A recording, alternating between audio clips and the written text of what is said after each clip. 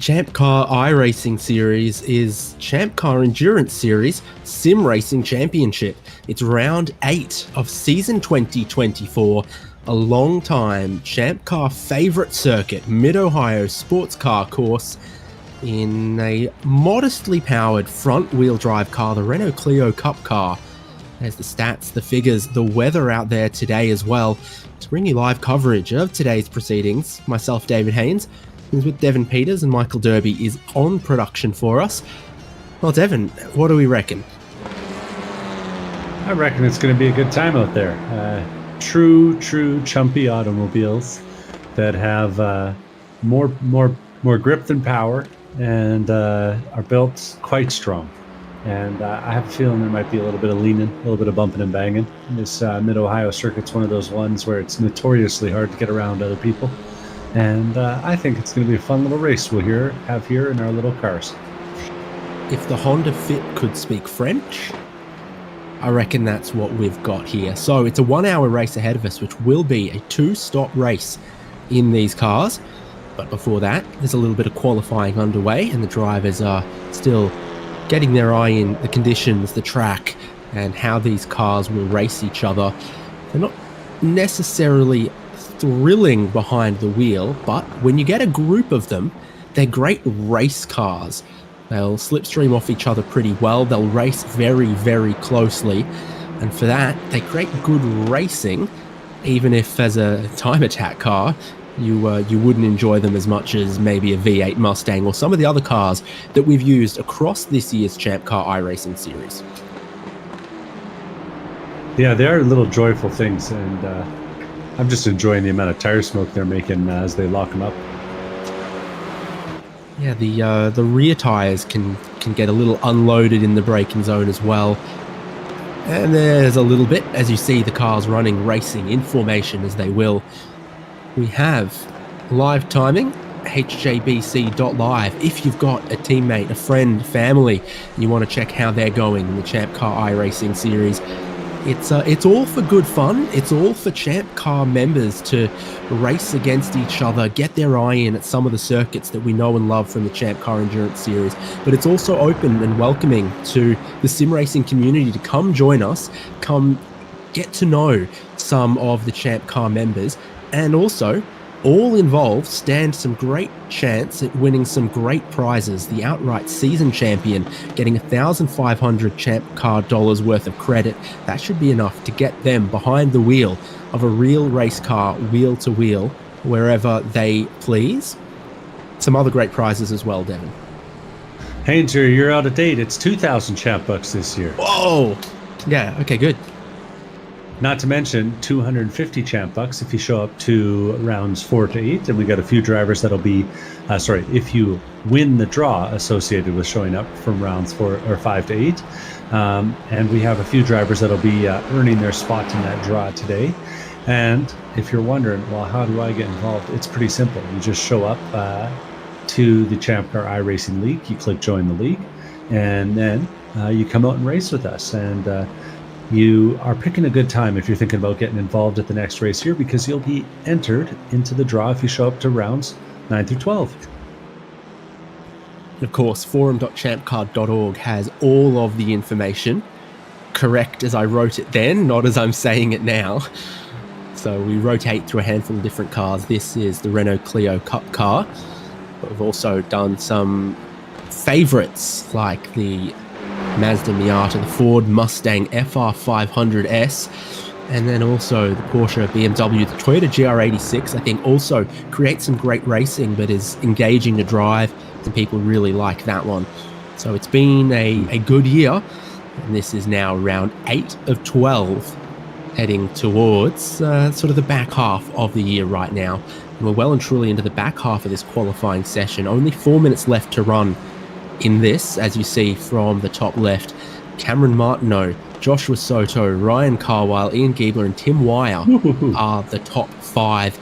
Now, there's some names up the top there we've seen be very, very successful across all sorts of cars and tracks this year. But you note that some drivers like Ian Giebler, Tim Wire, front-wheel drive merchants, I don't know what to call them, but they definitely, they like the touring car style stuff. When you drive them in the real world, the skills transfer right over. We're watching along right now with Logan Sennhauser and Cameron Sennhauser as they have a little bit of brotherly fun. I think giving each other a push through Thunder Valley this time.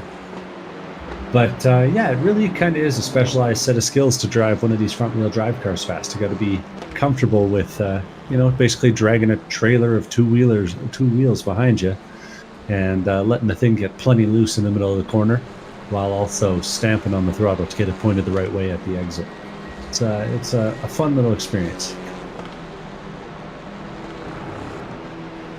A couple of drivers pitting at the moment. Cameron Martineau is out on track and he improves.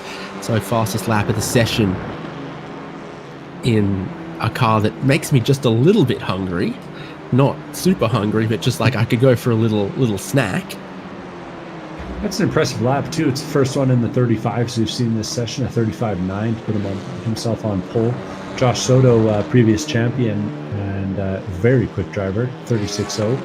And then Carwile, Giebler, and Wire, all right around that 36.4, 5, and 6 range. Of course, the Team Salen's livery also makes me hungry, but it's that's a more visceral, deal. Big meal hunger. all sorts on show, and we'll take a look through them as the racing goes on. But there's only a couple of minutes left in this, so I don't think we're going to see any massive surprises, except for the two Hungry Geckos drivers, Christian Peeler and Dennis Federici. They've been very successful in the long team endurance events on iRacing this year, and neither of them have qualifying time. Yeah, they look like they both maybe having some struggles, both being New York drivers. No, maybe there's some internet problems going on there, or maybe it's just off tracks. It says 7 and 8 laps completed respectively. Surely it's deliberate at that point. I don't know what to tell you. I see that now. Yeah, that's interesting. I wonder what they're learning out there. Maybe it's the circuit. Okay, ones to watch, definitely. Pencil that in. Christian Peeler, Dennis Federici, both ChampCar members, ChampCar racers with Hungry Geckos. One more interesting story out there today, if you flip over to Andrew Kosick's vehicle. I don't know what the heck that color is. What's going on? That's not the most mint we've come to know and love. That's some sort of purple monstrosity. Yeah, most purple. Well, we'll see if that gives him an edge today. He's currently in the top 10, 7th place. It's a good qualifying effort from Kosick.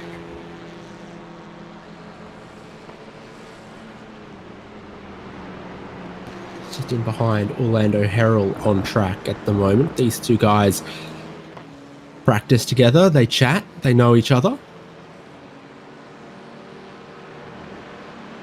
Yeah, and there's a little bit of a draft to be had in these cars. Not a whole bunch, but every little bit counts, you know.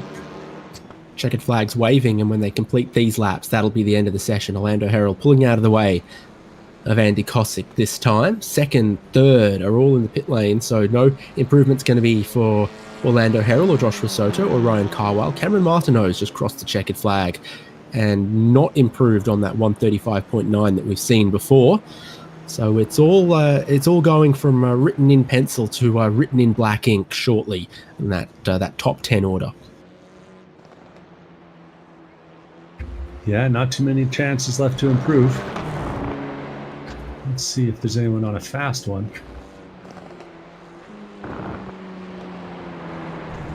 I'm looking for personal best sectors. So Jared Murphy just got one, and he's moved into 9th, I think, there, or just subtly improved. There's not many others that could. No personal best sectors this one around from Andy Kosick. Almost everyone else is in the pit lane. So I think Jared Murphy is probably one of the last we were going to see. Andrew Kosick to practice that pit entry and see exactly how hard you can take it. It's a weird little pit entry going wide in that carousel hairpin at the last part of the lap, but it's a quick pit lane speed limit here. Pit road speed limit on iRacing looks to be 45 miles an hour.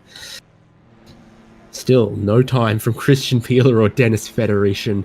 It's got to be deliberate. If you went off track, who goes off track 6 laps in a row on accident and doesn't just tidy up the 7th one?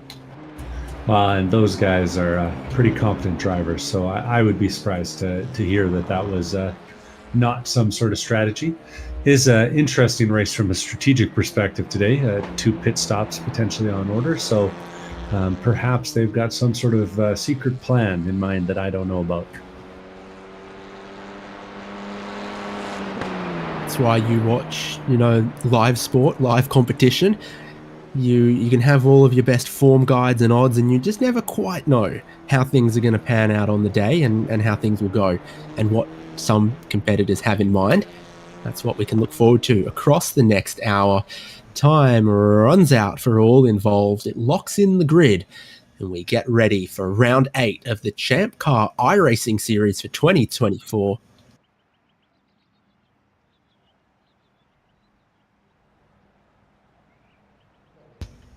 They're going to get ready for the formation lap.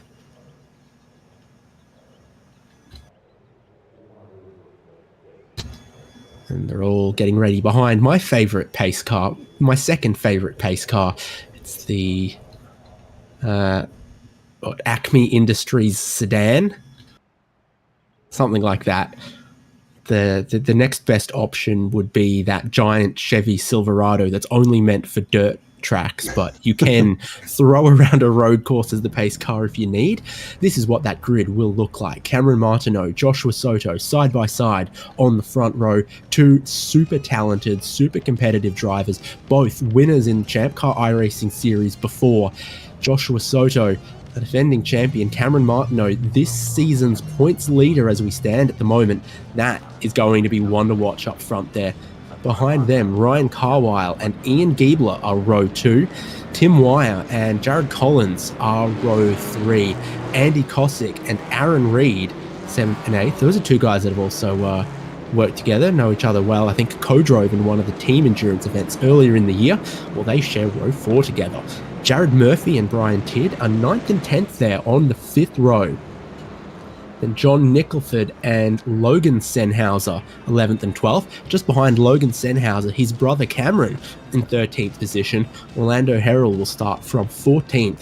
Steve Hermé and Mike Taylor are 15th and 16th. And then the 2 drivers from Hungry Geckos, curiously without qualifying times, clearly on purpose. Christian Peeler and Dennis Federation will start 17th and 18th. Nick Love has tried to race with us a few times lately and had technical problems, so I don't know what's going on for him, but he does not appear to be on the formation lap. Nick Love had been having internet issues, hardware issues, and we haven't actually seen him compete all that recently that I can recall of, but there's a lot of rows here that will be very interesting to watch when we go racing. This car, it's such a close fought kind of racing car. The racing that it produces is always super interesting to watch. Even on a road course, they kind of race like it's NASCAR plate racing on a super speedway. You just can't get away. Yeah, it reminds a little bit of our old friend, the Jetta, but I think a little bit more accurate of a simulation of vehicle dynamics as compared to a little bit more environmentally friendly. Yeah, that too. No TDI diesels rumbling around here.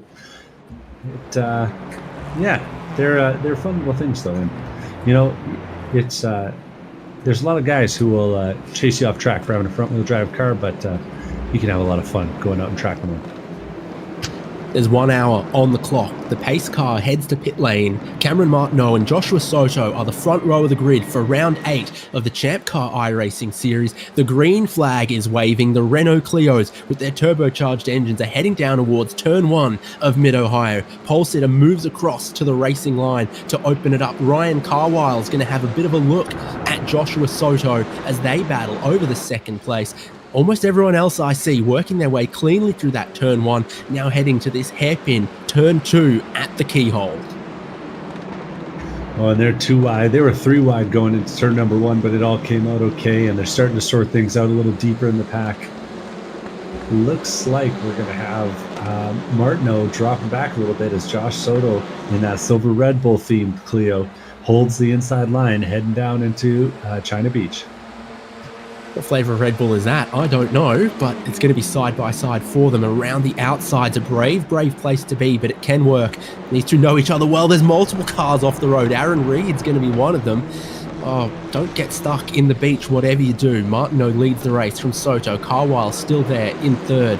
Everyone else looks like they've gotten themselves back on track, and all 18 cars that started are running. But this, a big braking zone, seems to have caught out a couple of drivers. This is not a car with ABS. Yeah, and those cold tires will catch you, and 2 guys had to find out the hard way. Staying racing, some of the other big winners on this opening lap. Brian Tidd was up 4 positions into 6th place. Now Andy Kossik's going to fight back with him, and they've had some dramas coming towards the end of the opening lap. It's the exact kind of dramas you love to see in these front-wheel drive cars, though, because Brian Tidd got smoked, ended up 90 degrees to the flow of traffic. We'll see it here.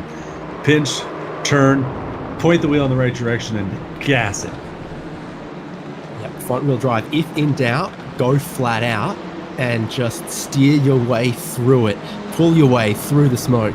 So a bit of door banging there. John Nicholford also got through for position. He's now the highest running Canadian, and surprise, surprise, there is a lot of Ohioans who've turned out for this race as well. So you've got 2 Canadians sandwiched by 5 Ohioans. Yeah, Wire, Giebler, Kossick, Reed, and Senhauser holding the flag, but they're going to have to find their way a little farther forward because Cameron, Soto, and Carwile are starting to pull away a little bit at the front. Yeah, a top 5 breakaway with some of that contact, that smoke you saw around 6th place, where Andy Kossick now leads this second group of cars from Nicholford, Tidd, Aaron Reed, and others. Some other big gainers as well. Not to be entirely surprised, Christian Peeler and Dennis Federation, starting from last and second last, have made a lot of positions in this one so far. So it's up into 10th for Christian Peeler, and his teammate Dennis Federation up into 13th at the moment, is working on the back of Steve Hermetz. Good practice trying to drive through some traffic out here. Of course, they'll be busy when you're going around a circuit like this. And a circuit like this, you could be going around if you were going to go join ChampCar out at Mid-Ohio. Yep, exactly. Just 2.2 miles, give or take, on that one. So the lap times are quick. There's not really any room to hide as well. Make our way through turn 1 with the leaders, onto the pit straight with this group of cars. And of course, the pace is continuing to increase. Leaders setting 135.9s, matching their qualifying pace. That's your top 5, with a bit of smoke from Martineau running wide. Soto also locking up a little bit. Best placed for traction here is Ryan Carwile. He goes through to 2nd place. This is a unique little beast as far as the braking goes. There's I'm going to butcher the technical term here, a proportioning valve or something, where the brake bias at 100% brake pressure is different to the brake bias at 25% brake pressure. At higher brake pressure, you get more front brake. Lower brake pressure, you get more rear brake. So it's good for trail braking, but I think that's something some of the people take a little bit to get used to. Yeah, well, and I believe even on the fixed setup, it's something that you can play with a little bit. So we're seeing drivers finding out, and that's why you'll see them trail braking into the corner and smoking the rear tires a little bit. But then if they have to suddenly jam the throttle all the way, they'll get all 4 locked up really, really quickly in these tricky little cars.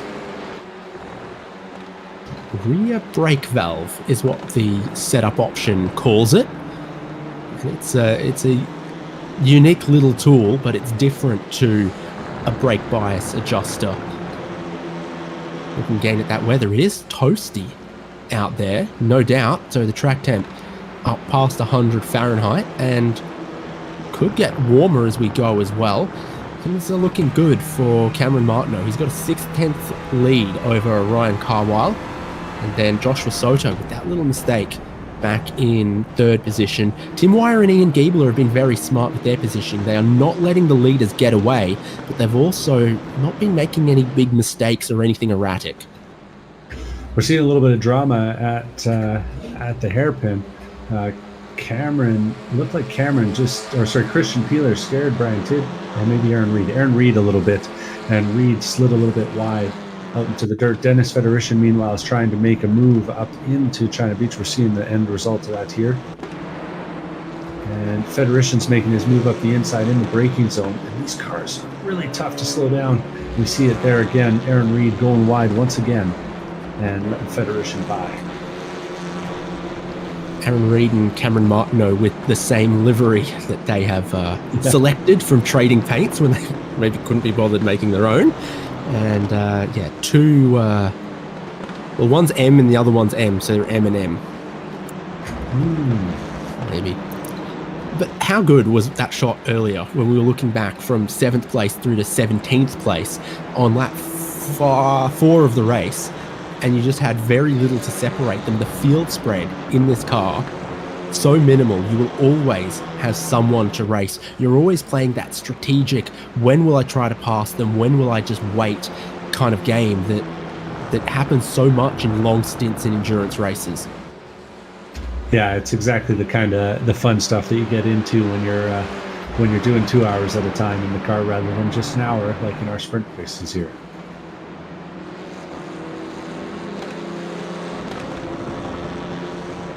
Taking a look again at that second, third place, and then a little bit further back through the rest of the field. My timing screen, slightly different to hjbc.live, says there's only 3 of 18 drivers that are not directly involved in a battle right now. So that tells you how it's going, and camera shots also speak for themselves. Brian Tidd in the 8th place here, with 2 very hungry geckos immediately behind him. And it seems like Federician and Peeler just have such great touch on the brakes in this car. That seems to be the difference between the really, really quick guys and the other guys, is just that feel on the brakes to go deep into some of these corners, but not lock up and run wide that could happen so easily. Learning on a car without ABS is a great way to learn how to drive. And a little bit of pressure and a better line is going to give Federician the run as they come up out of Thunder Valley there. And it's a tough place to make a move, but he's making it work around the outside and putting some pressure on Brian Tidd while Peeler tries to get the teammate move going on. He's going to run a little wide and hopefully over under him here. He's trying. Door gets slammed shut by Tidd. And they're going to continue nose to tail down the front straight. Yeah, that's the game. Brian Tidd now in between the teammates. Logan Sennhauser holding on for the ride here as well through turn 1, where it's super important to ride the curbs correctly. You get it wrong, it'll either spin you out or push you wide. But if you can get just a little bit of rotation off clipping that inside curb at turn 1, that's the good line. But it's tough to do lap after lap after lap. And these cars just love sending smoke signals in some of those braking zones. You're very light in the rear. You get a lot of weight transfer, a lot of roll as well, and the inside rear tire has no weight on it at all. Back at the front, Cameron Martineau is starting to make a little bit of a push for it. He's breaking away nearly a second in between himself and Josh Soto in second place, and that's no small feat. Josh Soto, we've seen very, very fast over the years. Big block up there from Martineau, though, as they're coming over the hill, so they're working hard for it. And then Joshua Soto runs a little wide on the exit. Front-wheel drive cars always seem to suffer if you get one drive wheel out in the grass, because then the one drive wheel left on the pavement will torque steer you further off the road. So if you get a bit wide on the exits, you really have to get out of the throttle to get the car back on the road to then get back to the power. So it'd be dangerous to run too wide. It's your top 5 down the pit straight, which no one has needed yet, pit lane, but it will be a 2-stop race, so they'll get well acquainted with it. But it's short pit deltas, short pit lane, fast pit lane here at mid-Ohio. Like I said, 45 miles an hour, I think, is the iRacing pit lane speed limit. Yeah, it feels really slow when these things are doing 120 down the straight. Maybe a little more than you might have guessed.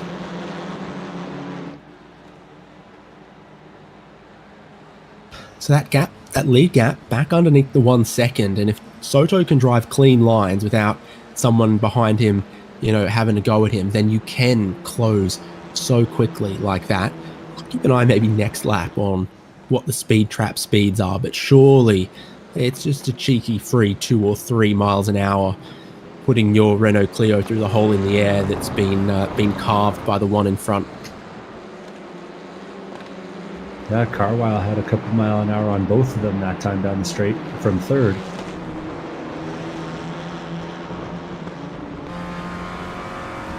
It's a sequential 5-speed in this racing version of the Renault Clio. So you have an idea, you can see some of the gear shifts there from Martineau as the shift lights come up, and then pulls the next gear, pulls another gear.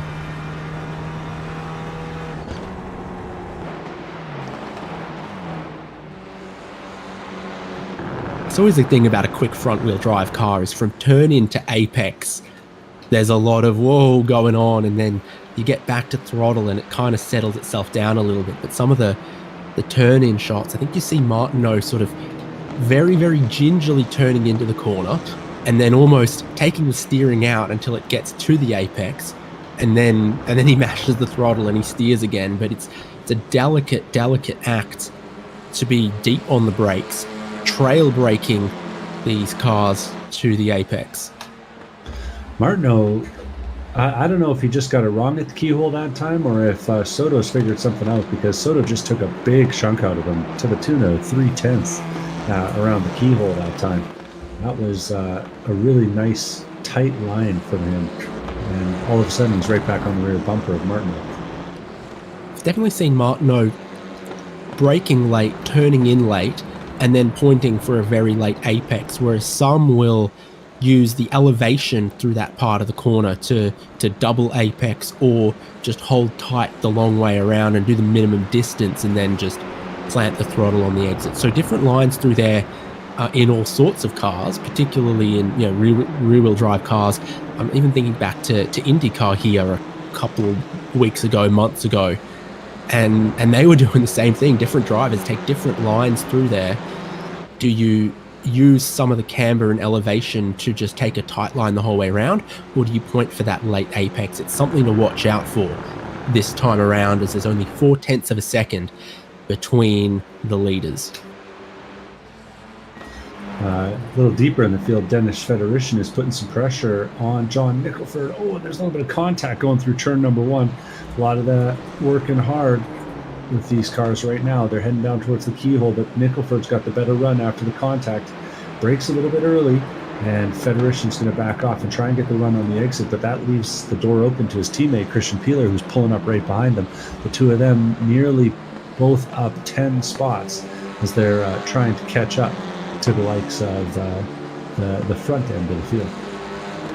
Oh, the headlights flash. That's nice. Christian Peeler demonstrating that for us. There's your top 5 again. Just a little bit more space beginning to form between Soto in second and Carwile in third. Tim Wiry and Giebler, just an ever-looming presence here as the gap between the top 5 and the rest of the field slowly but steadily increases. Brian Tidd and Jared Collins both off the road. Logan Sennhauser comes through for some free positions. Tidd's trying to hold him off. He's not going to succeed. Oh, but he will hold off Collins. I guess Collins won't hold off Tidd, I guess. It might be a more accurate way to describe how that all went down.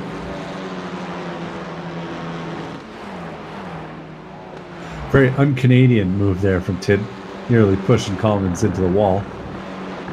Yeah, instead of saying sorry, he went tit for tat.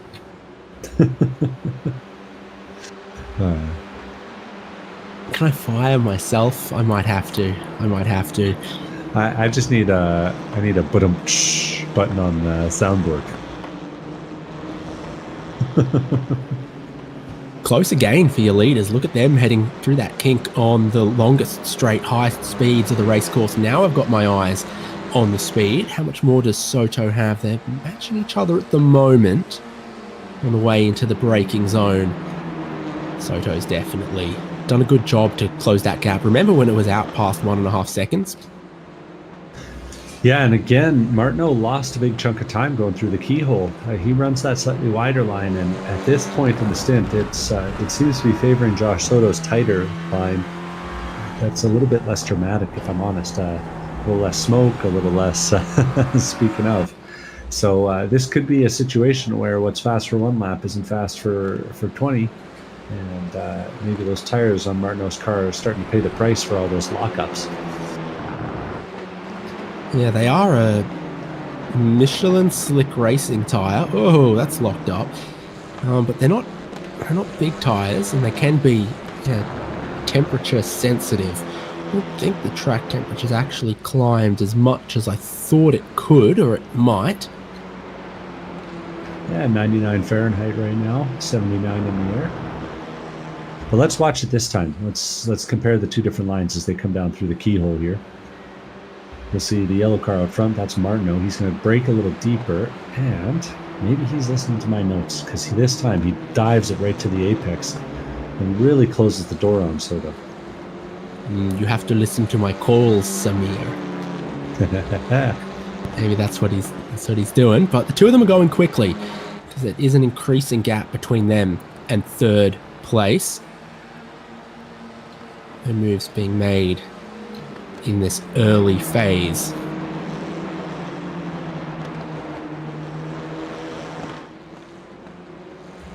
Man, there's a lot of pressure though coming from Soto right now. I think he's starting to feel like he's ready to make a move. And the two of them, despite all that, are having an easy time almost driving away from the next three. A couple of moves happening through the field, like Cameron Senhauser and Jared Murphy, like Christian Peeler going to the pit lane, like Jared Murphy running through the gravel, and other battles happening elsewhere as well. Yeah, Cameron Senhauser's just stuffed that one up the inside of Orlando Harrell. See, this is what I mean by it's a good racing car. Yeah, honestly, I mean, it's fun and impressive to watch guys drive really knife-edged Formula cars and GT cars, but you won't get much closer than some of these low-powered, low-aero kind of cars. See, no one talks about how awesome a pair of football boots are, how far they let you kick it. They talk about how competitive and exciting a game of football was.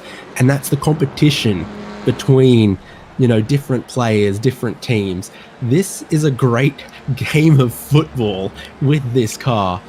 It's really exciting to watch. Jared Murphy, Steve Hermetz are in the pit lane. We're starting to enter the first pit stop phase of this race. Yeah, while we looked away, a couple of moves deep in the field, John Nickelford finally had Dennis Federation get by him after holding him off for a few laps. Jared Collins is under a lot of pressure from Logan Senhauser going down towards China Beach right now too. Let's see how that looks. He peaks inside, eventually settles for the outside. He's going to try and get the run up the hill, but it's a hard move to make stick because you run out of road real fast, and we're seeing that right there. And Senhauser has to back off as they go over the hill and down towards the twisties in the back of this track. Turn 4, 5, 6, 7, 8, and 9 on their way. Going through Thunder Valley, skipping the other Oak Tree corner. Did you know there's an Oak Tree corner here once? Anyway, continuing on. Well, there's lots of oak trees, and then squirrels are good at spreading them around, and we have our leaders in pit lane. So first, second, and third, which is Cameron Martineau, Joshua Soto, Dennis Federation. Take a look at this. Who's taking tyres? Everyone's thinking, yeah, maybe some new fronts. Interesting what's happening at those stops. But critically, Tim Wire and Ian Giebler went for 1 lap longer, so they spent that whole first stint saving a little bit of fuel. I think that probably kind of obvious. They were making no attacks at all on third place. They were just sitting 4th, 5th, And they stay out. So does Andy Cossack. So does John Nicholford. And a few others. But your leaders have taken fuel and also just adjusted the tyres somewhere, somehow. Yeah, and we have seen Giebler and co do a really good job with the fuel strategy in the past, Giebler and Wire. So this could yet still be a push for the top 5 for those two.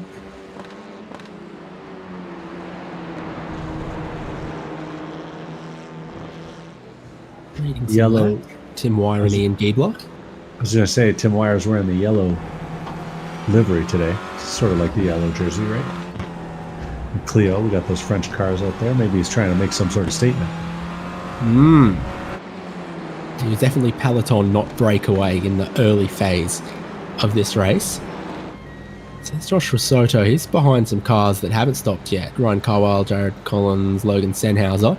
Tim Wire and Ian Giebler will stop. Andy Cossack will stop. And we think we're going to have everyone in. Yeah, a little bit inconvenient to find yourself in traffic at this phase. But pretty much everyone will clear out, and it'll just be Ryan Carwile leading Josh Soto as they come down the pit straight this time. It's a little bit of a surprise. Soto must have gone pretty heavy on fuel with the gap. It's actually Cameron Martineau first on the road, Ryan Carwile and Josh Soto 1, 2, 3. Yeah, that is interesting, and you can see pit stop times on hjbc.live, our live timing.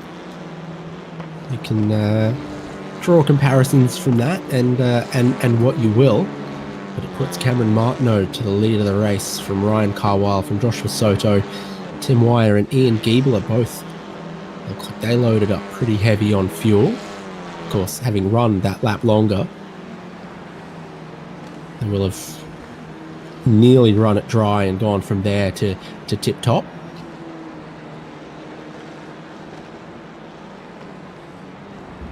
I've perceived another theory about the yellow livery on Tim Wire's car.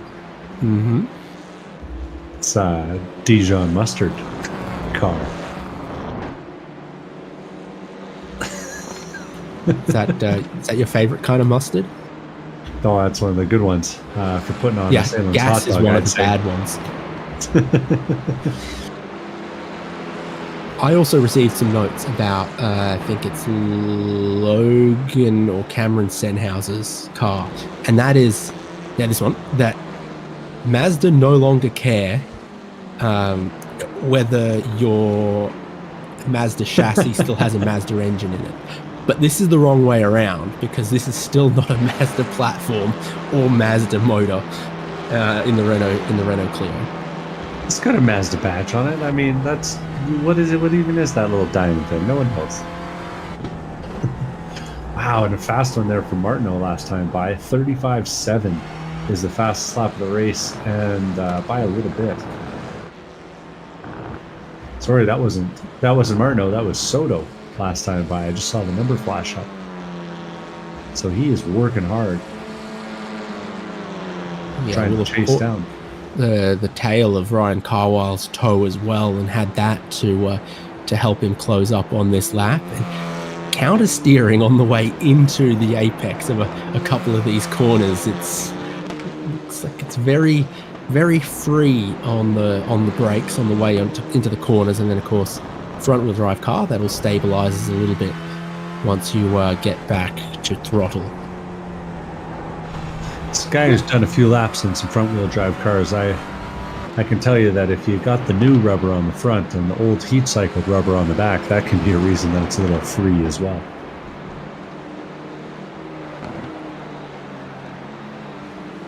So what do you do from now, Josh Soto? Because he's got his nose right to the rear bumper of Carwile in second. Carwile's no slouch. She's got some pace. And there goes your leader, Cameron Martineau. Here comes second and third underneath the bridge in towards turn one. A little wide from Carwile. Soto is going to get straight better drive off of this.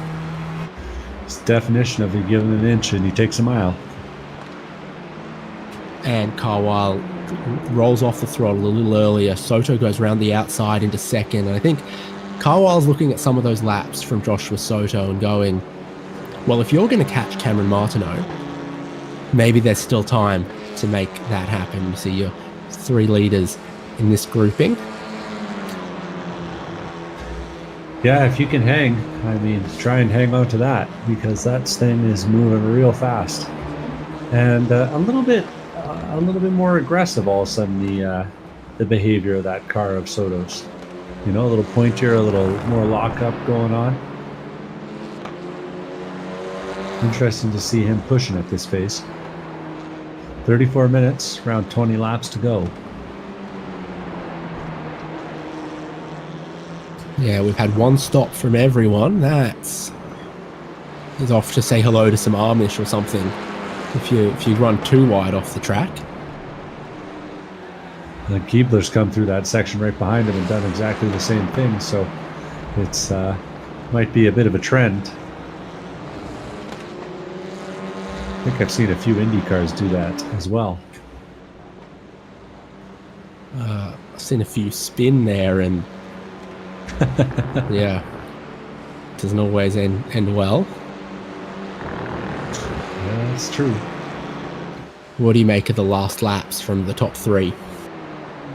Well, I was just kind of digging into that. That's a set of quick laps, but Soto working hard for it and still losing 3/10 to Martineau the last time by.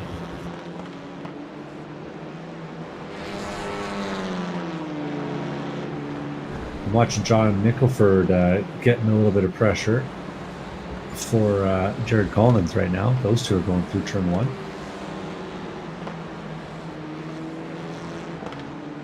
Yeah, sure are. That's exciting. There was an overtake. It just occurred before the corner. That's all. Yeah, and then John Nicholford was looking one way, looking the other. But remains behind now. Speaking of cars that are driving closely together on track, Ian Keebler and Tim Wire now have 5 car lengths between them because I said their names.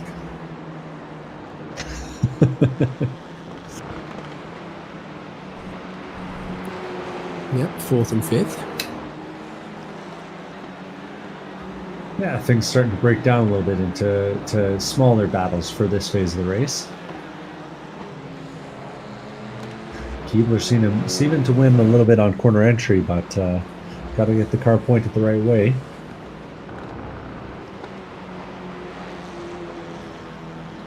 More clean laps from Cameron Martineau in the lead. Joshua Soto doesn't match it. Ryan Carwile matches Joshua Soto. And then it's about 4 or 5 tenths off that pace to Tim Wire and Ian Giebler. Everywhere you look, a little bit of smoke in the air. Yeah, just a little bit at the apexes every time. I was going to say, you can just see in the distance the top or the second and third place cars going at it.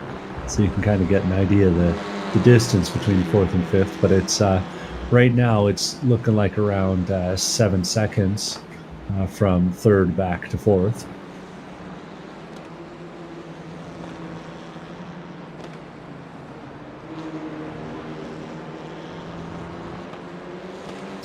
My favorite bit of Renault in the US history is when the incredibly popular in Europe Renault 5 got an American release, and they thought that was too complicated for Americans, so they called it Le Car.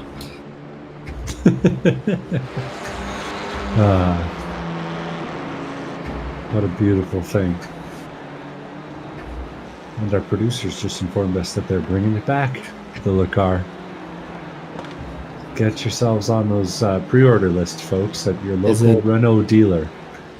All electric Alpine version of the new Renault 5, and as far as fleshing out the Alpine brand, I think it looks a nice sort of retro futuristic for a sporty little hatch. Now, whether it represents good value or good driving or whether it will sell well is entirely different. But having just seen it, I was like, oh, that's kind of interesting.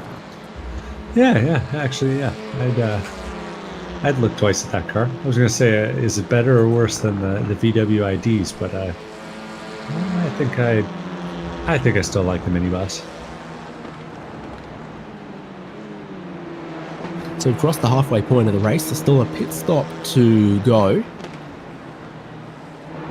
Cameron Martineau will be looking for ways to manage his 5-second lead over two very quick and consistent drivers in Joshua Soto and Ryan Carwile.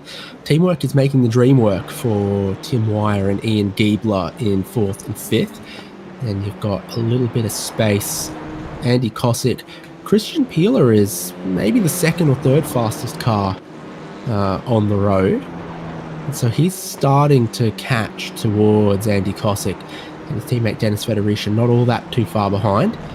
Jad Collins and John Nicholford still in close company. And then Logan Senhauser, Brian Tidd, Cameron Senhauser, Jared Murphy, Steve Hermetz, and Orlando Harrell.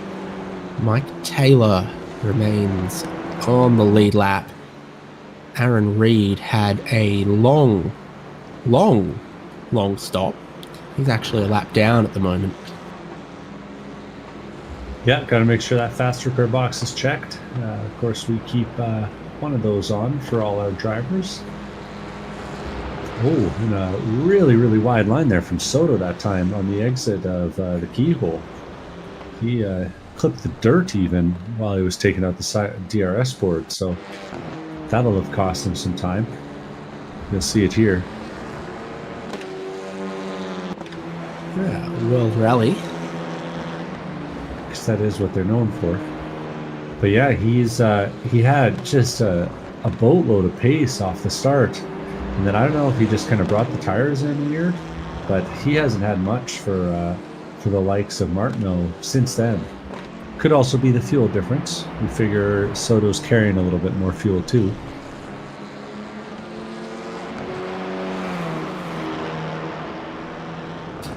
One of my strongest memories of the keyhole here is the 2019 IndyCar race when I was watching from there.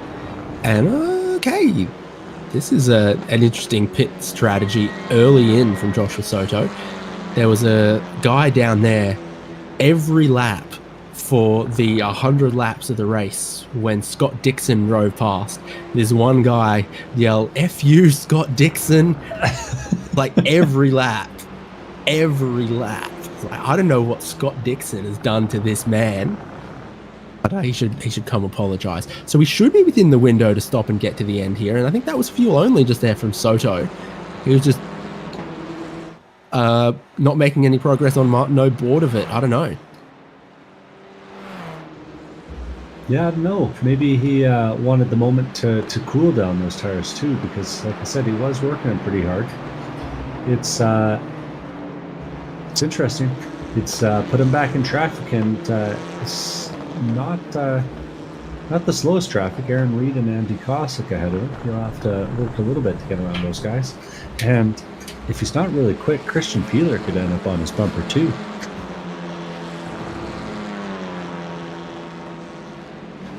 Peeler's still running quick. Soto's made his second stop and he's still ahead of Peeler and Federici. So it was a really quick one there. I did figure that some extra fuel would be necessary. There's also a wondering, like, I don't know how much fuel save is possible, but maybe Tim Wire and Keebler, who aren't glued right up to the front the way we've seen them in the past, maybe they're trying a little bit of a fuel save type strategy here. Good for them if they manage it. I'm not sure that it's a competitive way to do it, or that's what these guys are aiming for. Well, as the guy who doesn't figure out the fuel settings for the session, I'm going to defer to the guy who does, and guess that perhaps they are just a little short on the top end pace in these cars. two of them have been keeping each other busy, though. Giebler has preferred to stay in the back so far, but we've seen this from him before.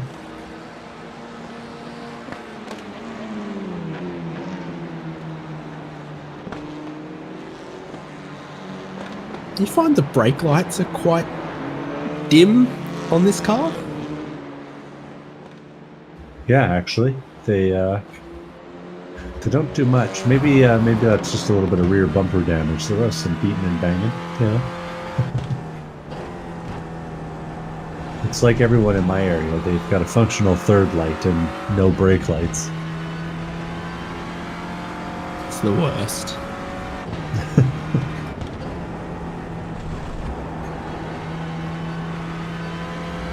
I'll probably tell 5 people a week out the window of the car. Hey, do you know you don't have any brake lights? And do they yell back, "I don't want no scrubs," because they think you're like hollering out the passenger side of your best friend's ride? Ooh! Andy Cossack and Josh Soto just got real close together. No, it's Canada. So they go, "Oh, thank you, buddy."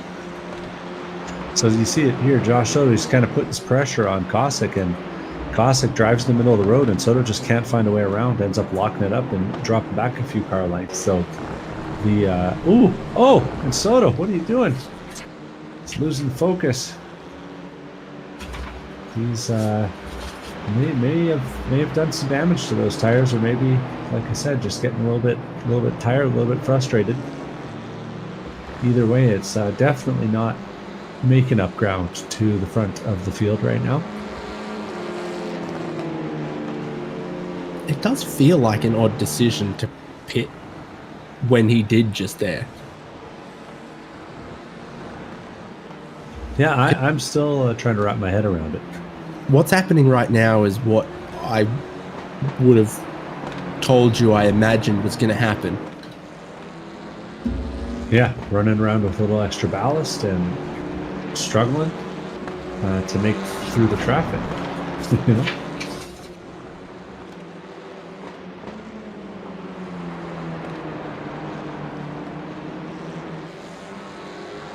And then the car is as modestly powered as this one is. We'll see a replay here. This is Steve Vermetz. He goes through turn 1 and slows her way down on the exit. I think that was a little bit spooky for him. I suspect it's a slowdown penalty for using the pit exit instead of the racetrack. Andy Cossack pits, so maybe he's sick of having Joshua Soto right up his rear bumper. So he's going to come in for his second stop.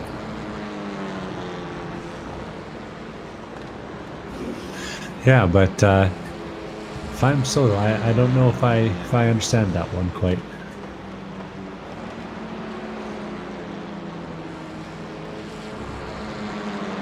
No, a little perplexing to me, if I'm honest. Now, that being said, lane time wise, he's going to be very close on Cameron Martineau when he comes out. It'll be within a few seconds at least. Martineau, though, he's more or less clear tracks ahead. There's Steve Vermetz, a few corners up the track hitting the pit lane, and otherwise there's basically no one until the keyhole out on track. So he's got plenty of room. Ryan Carwile is running fast laps, but only just as fast as Martineau, and not taking anything out of him, really. Good quiet race, though, from Carwile, must be said.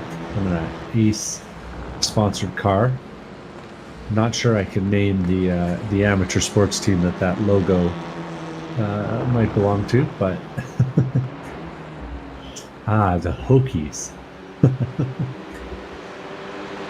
Who is it that has the Metallica entrance?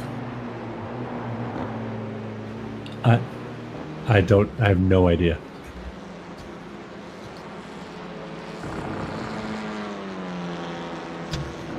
Hearing from production, maybe it's Virginia Tech. But I was expecting, if anyone was going to know, it would be our sports correspondent, Michael Derby. You know, he does everything. He's got the cameras, he's got the knobs, and he's got the sports trivia. And that's really all you can ask for out of a producer.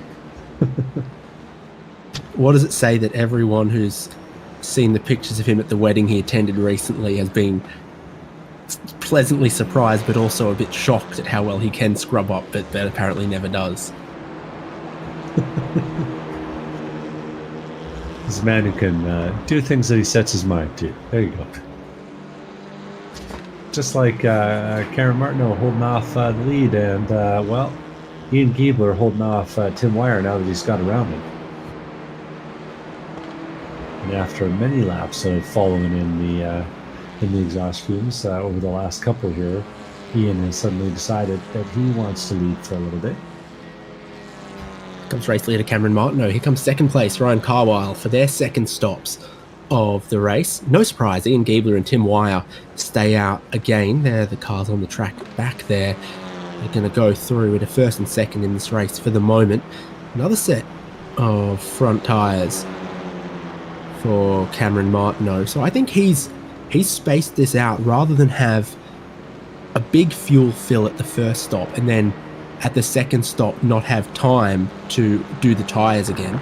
Sort of spaced the two stops out equally. And pardon me, you're right, it has brought Joshua Soto a little bit closer to him after all of this. There's Christian Peeler side by side with Ryan Carwile. Oh, and Peeler's working him. Gets a nice move up the inside. Of course, Peeler's going to have to do one more stop.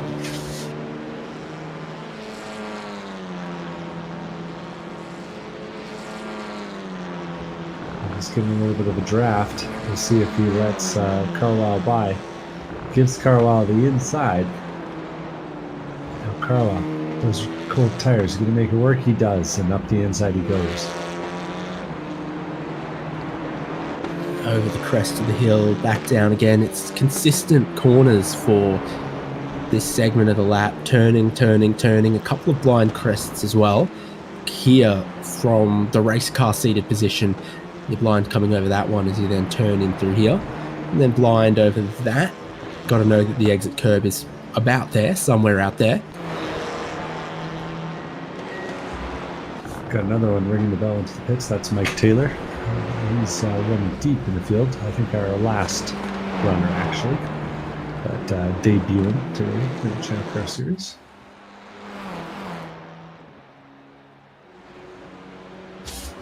Giebler and Wire making the broadcast once again, keeping it interesting. This is right now the battle for the lead on track. But we're they both had pretty long stops the first time around as well, so they can run late here and take a short final stop. We saw some variation in stop time in the very first stop, somewhere between sort of 10 seconds and 16 seconds, and these guys were two that were right up at 16 seconds compared to Christian Peeler's 13. I think Cameron Martineau was closer to 11. It's a quick outlap from Martineau. I've seen most of them closer to 2 minutes. He did a 1:58.5 on the out. He's smoking them. Wow. But where his pit stall is, that number is going to be dependent on his stop time as well. Yeah, that makes some sense. His pit stall is after the timing line on the start-finish line, not before it. Mm-hmm. Well, and a shorter run out of the pit lane, perhaps, too, for him. I don't know how much that would help. Giebler gets pressure now from Wire.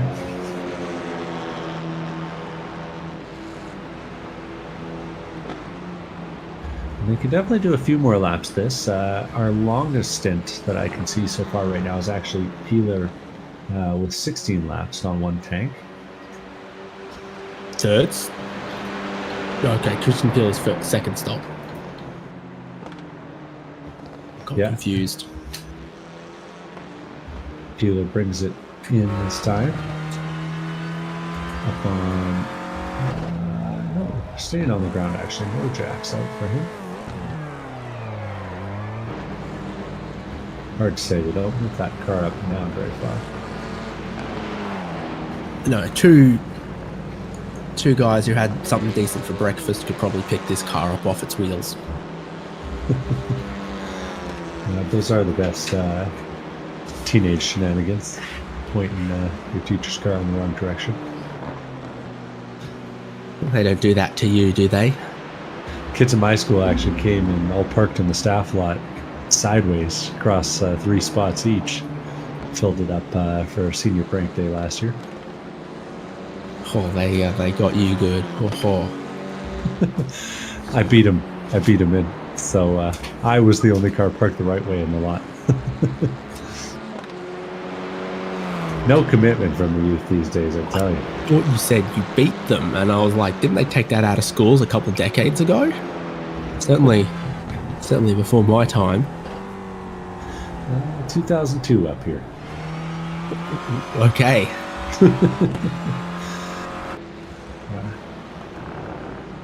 Still got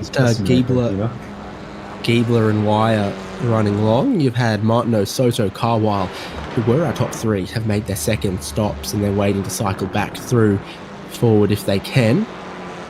Shapila made his second one, but Dennis Federation hasn't yet.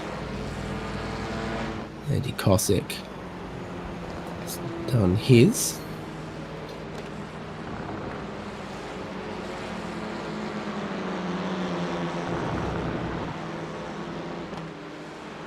So the big battle right now is on the stopwatch. It's Martineau and Soto and seeing what they can do. And unfortunately for Soto, he just doesn't seem to have that extra gear that Martineau does right now, running a 36.3 last time by for Martineau and a 37.1 for Soto. That being said, lots of smoke coming off the tires of Martineau as he's making these lap times happen at this phase. Maybe that's how you make it happen, though. He's doing the braking a little differently in the turn-in phase, trail braking differently. Is that allowing him to carry a little more speed into some of these corners and places? You see the lap time comparison on screen there, as you said, Devin, 36.3 to 37.1 for Soto.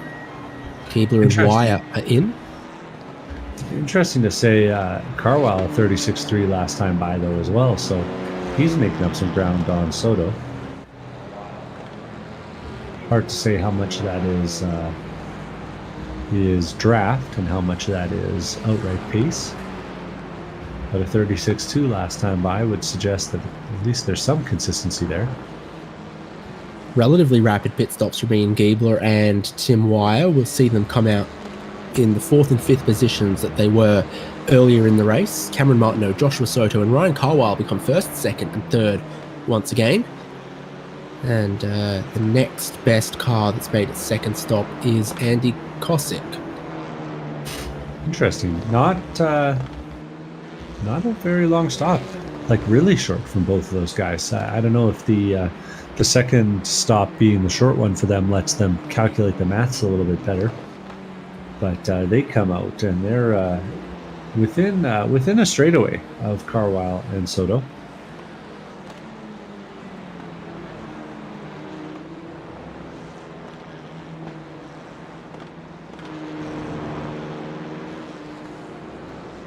Weather cooling down out here a little bit. Track temps are coming down with the cloud cover overhead. But no rain today or this time, but future races with the Ford Mustang FR500S or Renault Clio could have rain. And that adds to the Toyota GR86, the Ford Mustang FR500S, and the Porsche and BMW GT4s, where rain is hashtag possible. So I think that's almost all the cars, actually, by the end of the year. Just waiting on the Miatas. Or do the Miatas have it already?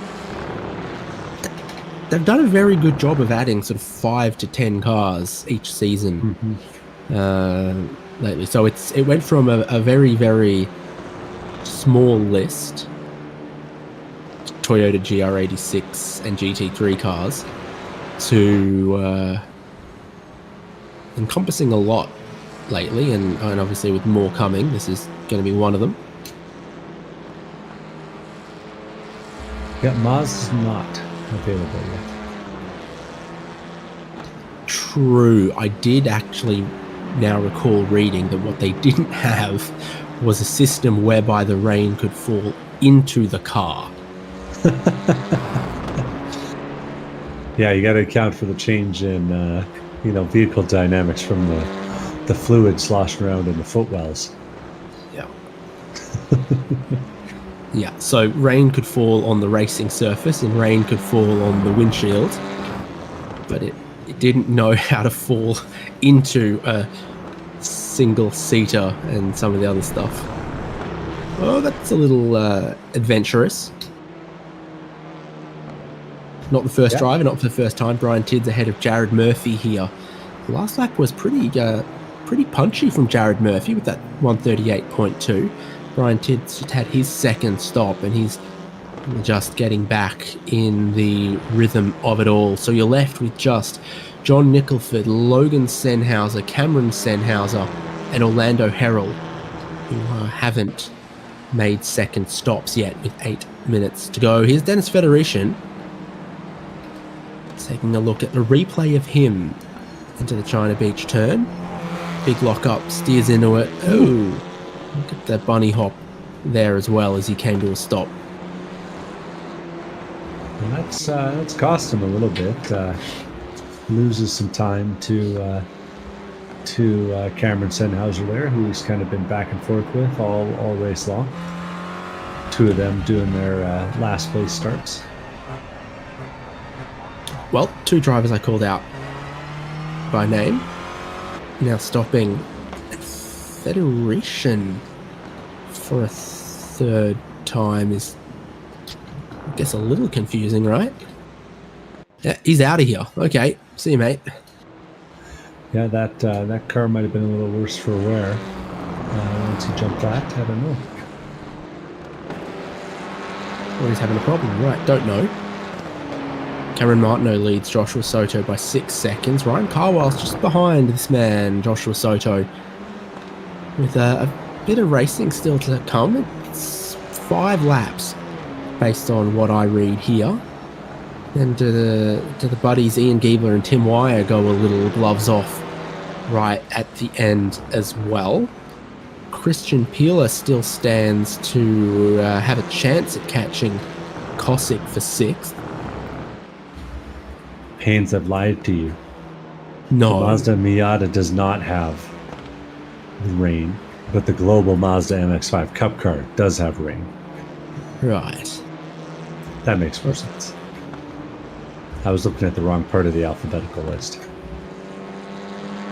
It's a mess, and then you like look through your setup folders and you're like, why is the setup folder for the Mustang called FR500S, not Mustang?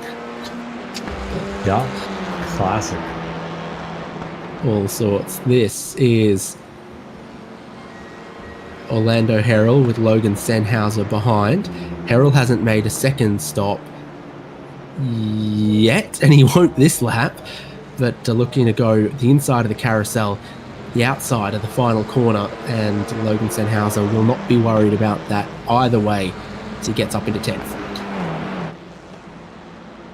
The other Senhauser pulls away for his third stop,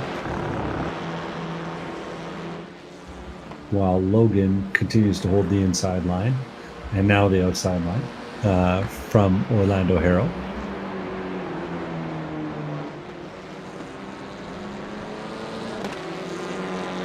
This is getting close. What are we going to see from these lap times between second and third place? Joshua Soto, 136.8. Ryan Carwile, 136.5. And Carwile's, I think, about to get that delicious slipstream. Yeah, he's just in time, too. 4 laps to go. Nibbling and nibbling, just getting a little closer every time. Ooh, and Soto locks it up. We've seen that running it a little wide, locking it up into the keyhole there is not the fastest way around the corner.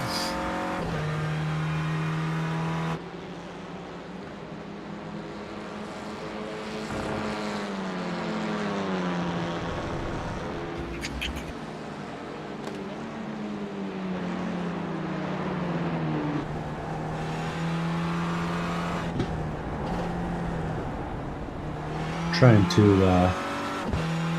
learn the secrets of Sennheiser. Drives a Miata in the Real World ChampCar series. I don't think that's the trick.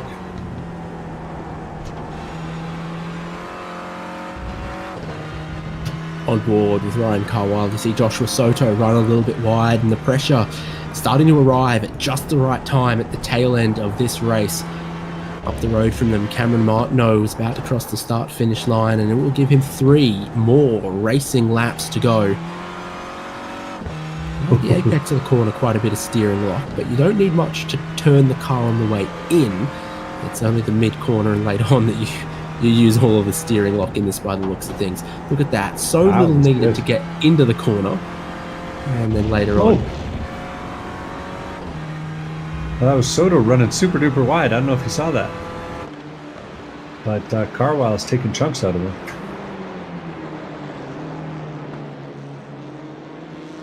Man, those tires are getting tired. They are getting a bit scorched. Soto seems to sort of carry a locked up rear tyre through the corner there. Here's the straight line speed. How much more has Carwile got? It was like 2 miles an hour, maybe. Give or take, but look how much closer it's gotten him. Within half a second of Soto for the second position. Yeah, Soto might have cooked him. He's really, really struggling at this point.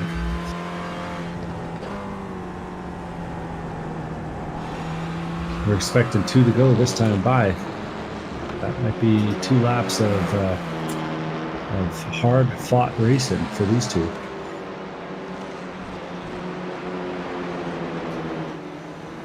Yeah, might have to be. Neither of them look like they're going to challenge Martineau for this race lead. Again, both of them now sliding it in, locking it up, leaving some smoke in the air. And with little time left in this race to sort out their differences here over second and third place. Cameron Martineau definitely confirming that. It's 2 to go from Mid-Ohio. Good exit from the both of them, looking pretty equal. Carwile getting a little bit of draft as they come towards the keyhole. Closes up on the entry. And you notice he locks it up a little bit later than Soto does. I don't know if that helps out. It seems to be, though. A little bit of an advantage on the exit. Riding on board with Carwile now. He's looking through that front windshield at Soto ahead. Peeking just a little bit into China Beach. And on the switchback here, he's rolled right to the rear bumper of Soto now. Now, last corner on the track's probably your next passing opportunity, right? Like, it's really hard to get something done through this section. Yeah, I'm not sure where you'd pass if you were just counting down to the checkered flag here. And you'll start to run out of opportunities. There's another, just a little wide from Soto. Now only 2 or so car lengths ahead. It's Cameron Martineau leading the way. It's about to be a minute left on the clock. So the white flag will wave for him at Mid-Ohio. 2.2 miles more of racing. The ChampCar iRacing Series Round 8. He navigates turn 1 with a perfect little clip on the curb. He doesn't have the fastest lap of the race. So what happened for that pace from Soto that Martineau's just been far more metronomic? I'm not sure. I'll have to look back.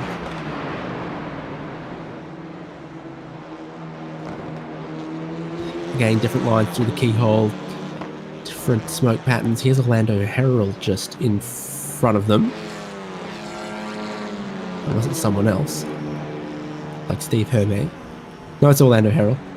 He stays right. And second and third will go through on this final lap. 20 seconds left on the clock. Definitely the checkered flag at the end of this race. At the end of this lap, Ryan Carwile not close enough to try to attack here, so he's going to have slim, good odds to make any passes in the rest of the lap, but he is close just to try to worry Joshua Soto if necessary.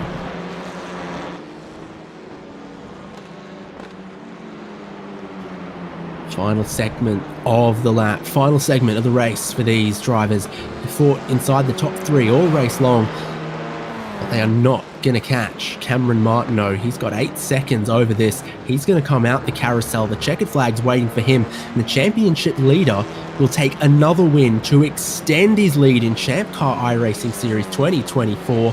He gives a flash of the headlights. Behind him, they're going to need more than the stopwatch, a photo finish potentially for Soto and Carwile. And Soto manages to stay ahead 0.3 of a second from Ryan Carwile. Wire and Giebler, very well-run race from them to go 4th and 5th on the grid to 4th and 5th at the checkered flag. Andy Kosick takes what could only be called Grimace's patent leather across the start-finish line. And Christian Peeler will follow him for 7th place. Jared Collins and John Nicholford have been close together, but they've split up now. Coleman's running with a fair gap back to Nicholford. In fact, that's Aaron Reed between the two of them. And we'll see them coming around the final corner here. This is Nicholford turning. Going to get the highest finishing position for a Canadian this race. Good job for him. Sennhauser coming around the back half of the course, heading towards the carousel. Turning down and finishing off what will be the better of the two races for the Sennhauser brothers. He gets to wear the crown today. Jared Murphy, Brian Tidd cross the line close together. And Cameron Sennhauser will be the last one on the lead lap. Just kidding. It'll be Orlando Harrell, who's behind him yet.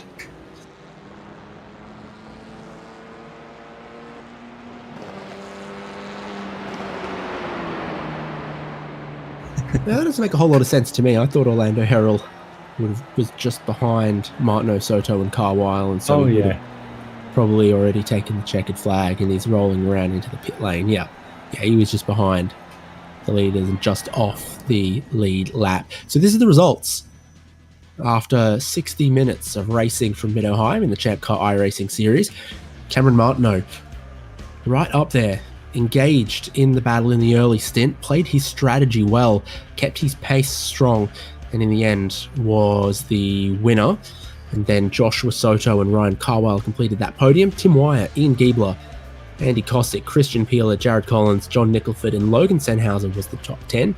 Jared Murphy, Brian Tidd, Cameron Sennhauser, then Orlando Harrell, Aaron Reed, and Dennis Federation, Steve Hermetz, and Mike Taylor. I'm going to take that looks like everyone completed at least half race distance there of the 18, except for Nick Love. Good race. It's a competitive kind of car. Yeah, it always puts on a good show. We've got our whole podium standing by, ready to have a chat with us. And finishing second, third was Ryan Carwile. Got that right? Yep. Well, congrats on the podium. Thanks. I appreciate it. It was a tough race. I thought I could get second in the end. I just didn't quite have enough time or enough pace to overtake him. The early stint of the race was definitely interesting to watch in these cars. The top five just all together there. You were mixing it up with Soto, with Martineau. Lead changed a couple times.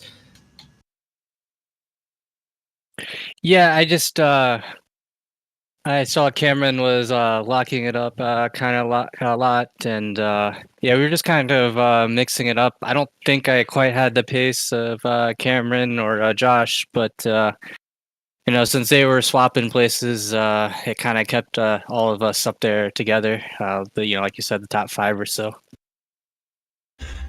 I got to jump in here and just ask a question. As a driver for Rad Air Racing, did you feel like your experience in a Neon prepared you for this race today? Yeah, I mean a little bit. It's just this car, just the way it rotates on entry, is kind of like a Neon, but I don't think the iRacing front wheel drive is quite right. It just the way it rotates isn't quite the same, but it is the same idea where you just kind of get the rear end out on entry and then nail the gas to straighten the car out. As a fellow neon driver, I agree. But yeah, I just really enjoyed seeing that on your bio. Anyways, back to the interview with Haynes. I was probably just going to say something like, "What's the livery mean to you?" So I'm a Virginia Tech alumni. I graduated in 2012. And since the football season's about to start up, I'm like, all right, like doing a Virginia Tech livery for this race. And the head on the front is the Hokie Bird. That's our mascot. Well, yeah, go football team, and Yeah. congrats on that third place. Suits Thank you well, and plenty of racing still to come this season in the ChampCar iRacing series. Yeah, for sure. Looking forward to it. Third place, Ryan Carwile. Second place, Devon was Josh Soto. Yeah, Josh, looked like a good start of the race. You had lots of pace in the qualifying, but then once the sort of strategy section of the race started to get under the way and those pit stops started to roll in, it seemed like Cameron Martineau just had a little bit more than you.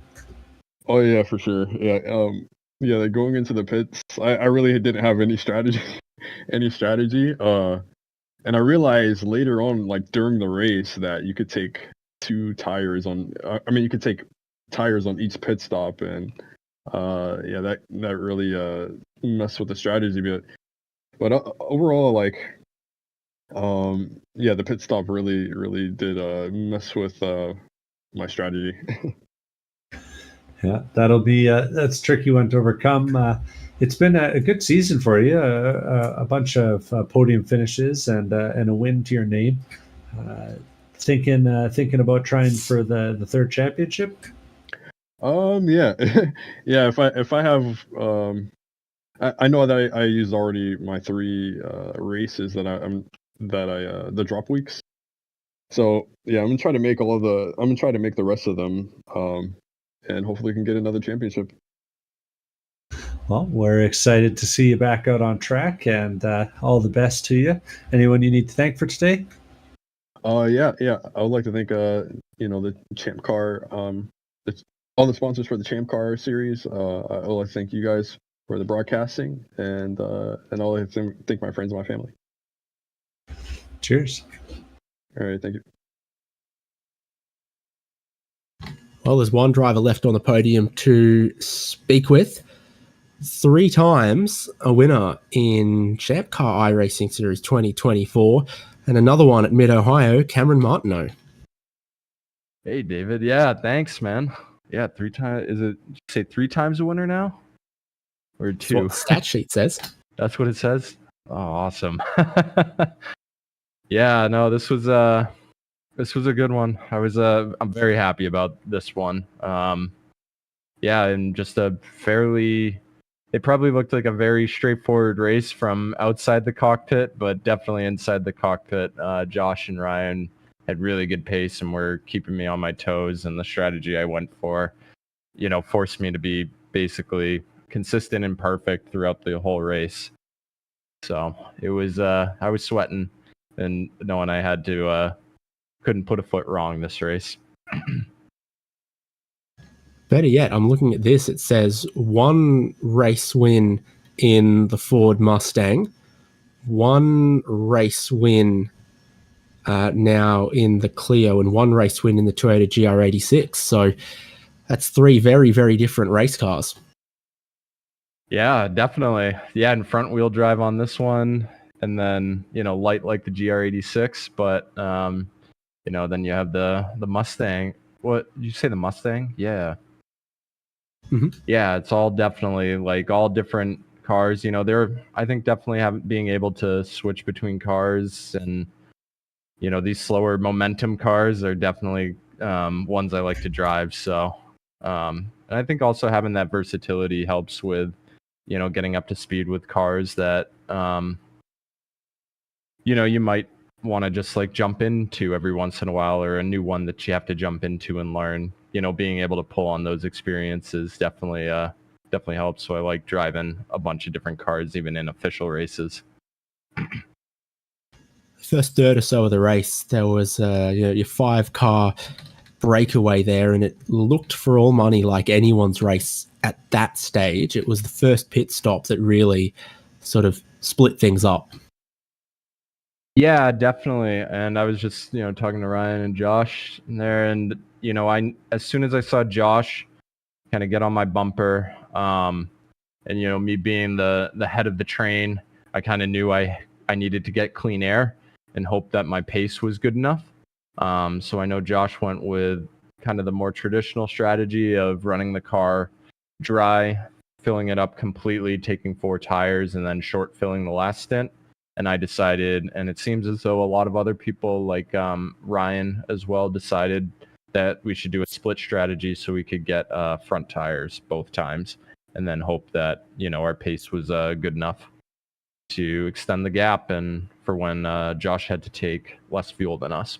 So it seemed to work out. Are all the M&Ms the same flavor with a different color, or are different colors different flavors? I know that for a fact that they're all the same flavor, but in my head, I like to think that they're different flavors. Makes it a lot more fun. Good call. Congrats once again. Yeah, 3 race wins from 3 different cars, leading the championship now with 4 races to go in 2024. Yeah, thanks, David. And yeah, we'll see where we are at the end of 2024. Great to hear from our whole podium there, Devin, as we begin to wrap up from Mid-Ohio. Yeah, and hey, if you're wondering, folks, he's a free agent from what I hear, looking for a team. So he's a fast driver, and we got a whole field of fast drivers looking forward to the next races coming up. We got Fuji Speedway on Wednesday, September 18th. That's going to feature the Mustang. We got the next endurance round on October 13th. That's going to have the Porsche, the BMW, and then 3 more rounds till we can call it a championship. Exactly. Forum.champcar.org has all the information there, or you can find the iRacing League, find the Discord, wherever you find us. The information is out there. And if you're an iRacer looking to move towards real wheel-to-wheel racing in the ChampCar Endurance Series, this is a great place to start. If you're a ChampCar member looking for some good racing, looking to keep your skills sharp, maybe looking for a way to learn some new tracks as well that might be in your future, the ChampCar iRacing Series is for you. Good fun, great prizes, and we love bringing you the live broadcast of every round as we always do here. So wherever you're watching, hit subscribe. You will stay up to date with all the racing in the ChampCar iRacing Series in 2024. Exactly as Devin said, not too many weeks until we're racing again from Fuji Speedway, one of the circuits that the drivers voted for and chose to give us some international flavour to this year's ChampCar iRacing Series. I've been David Haynes with Devin Peters, Michael Derby on the production, bringing you the cameras, replays, and the live stream. And we look forward to seeing you in 3 weeks' time for the next instalment of ChampCar iRacing Series.